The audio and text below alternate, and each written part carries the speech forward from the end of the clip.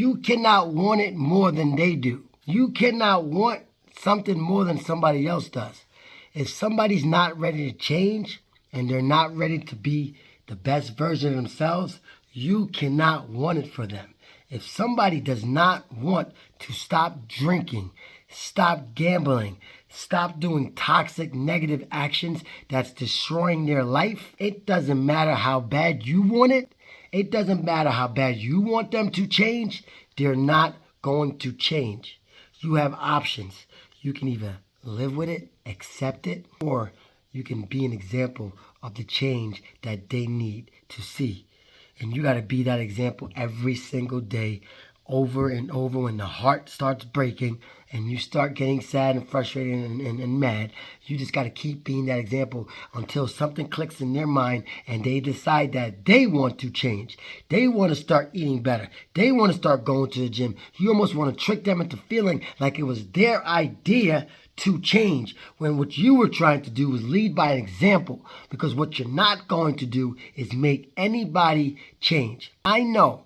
Doesn't matter how great of a trainer I am. If you are not ready to lose weight, burn fat, build muscle, get sexy, and be the best version of yourself, it ain't gonna happen.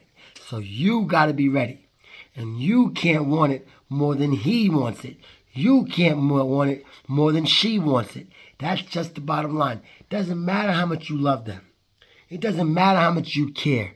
If they don't want it bad enough for themselves, it don't mean nothing for you. So stop letting their negative actions and their lack of motion interrupt your peace. Don't get upset if they don't want it, because ultimately it's their life.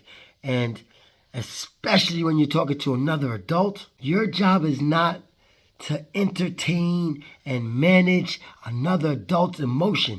If somebody feels some kind of certain way and act a certain way, it's not your responsibility to fix them. We are all fixers. Everyone wants to fix somebody else's mistake. I'm guilty of it. So stop being that person.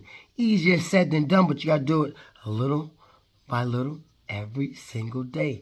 It's tougher when it's somebody that you care about. It's tougher when it's a child, a young adult that just doesn't get it, and you just are fed up, and you're just frustrated, and you're just mad. But guess what? You gotta let them be.